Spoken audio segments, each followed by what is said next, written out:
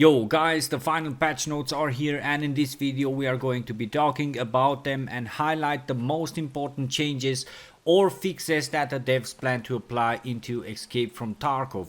No wipe this time. A wipe will probably come with the addition of the patch that closes the map called Labs and only provide access to it via keycards. That is my personal opinion, but the more I think about it, the more sense it makes for me.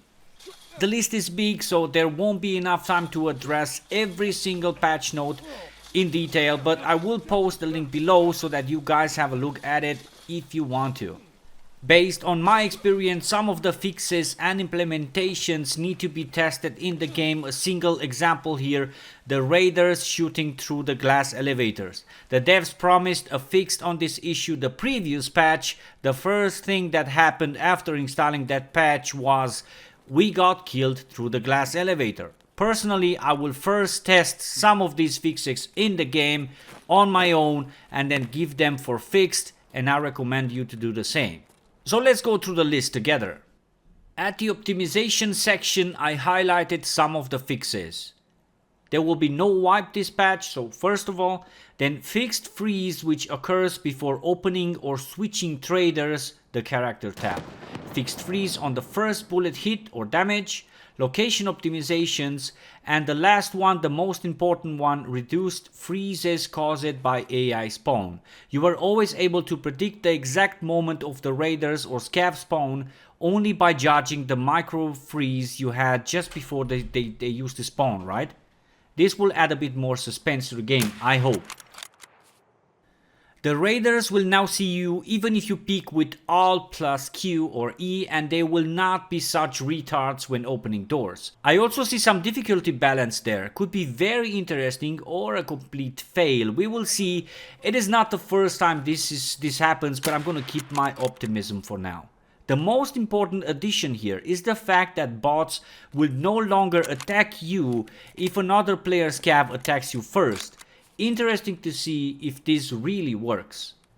And here's some other additions like new taunts, bug fixes, and spawn changes of the raiders on labs.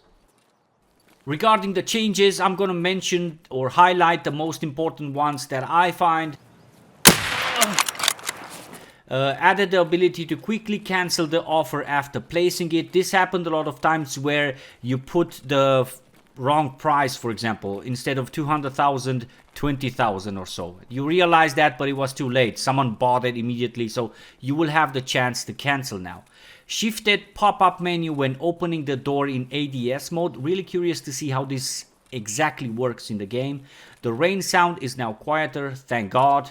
Corrections in the head damage system when there is an equipped helmet with various components, interesting as well. Reduce the amount of health loss from exhaustion and dehydration. Completed alignment of mechanical sights. Sprint with the ready up grenade is now displayed correctly, thank God, because you were looking like a retard when running with the grenade in your hands. Improved visibility of EOTech reticles. And then we have improved vertical overlap and positioning of the sound, first iteration. This is something very important. We were all waiting for a fix like this, but it is a temporary fix according to Nikita. Once we will have Steam audio in the game, then we will have a final solution for this. But now let's see how this works. I really hope that I won't be able to hear the scavs above me in the second floor of the mall on interchange, for example. Reduced accuracy of hipfire due to the weaker weapon grip, the improvements of the raid stamina system, increased LOD distance for armbands. Okay, I hope this is going to be working because everyone was waiting for armbands to better distinguish teammates, but it didn't work so far. And then we have reduced distance of looting and unlocking door sounds, interesting as well. The removed item, the antique axe, probably the animation is not done. We will have to wait until patch 11.7. Very interesting, the things that are going to be added. New PMC spawns in the laboratory.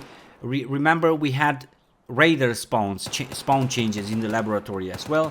Ability to delete messages in the chat. Thank God for this. I cannot wait to delete that guy who told me that I was hacking and then immediately ignored me, so I was unable to defend myself and to write back, no, dude, this is, you know, I cannot wait for this.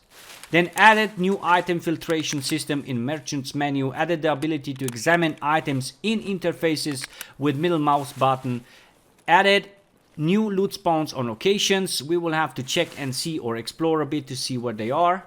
I'm gonna highlight here the most important fixes according to my opinion, but the list is there.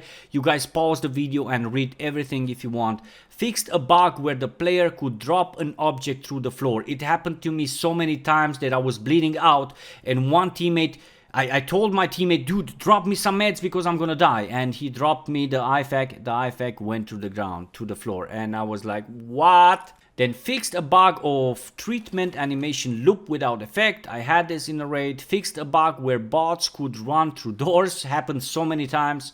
Fixed bug with spawn scavs were invisible. This happened on shoreline and on interchange, and I believe once happened to us on customs as well. Fixed a bug with no contusion when the helmet got hit by another player. Interesting. Fixed bug with infinite looting sound when killing a looting player. Yes, I had this so many times, and it was very, very disturbing.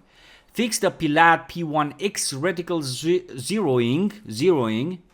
Fixed penetration of metal fence and glasses in different locations.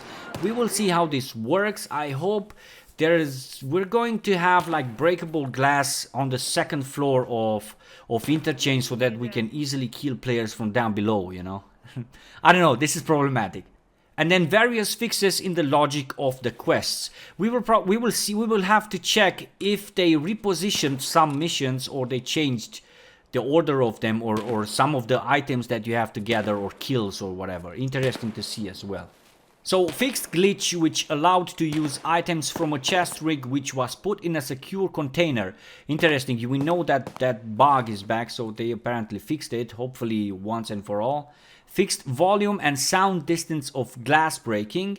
Fixed glowing of the ballistic glasses. Yeah, they were like shining like a flashlight, you know.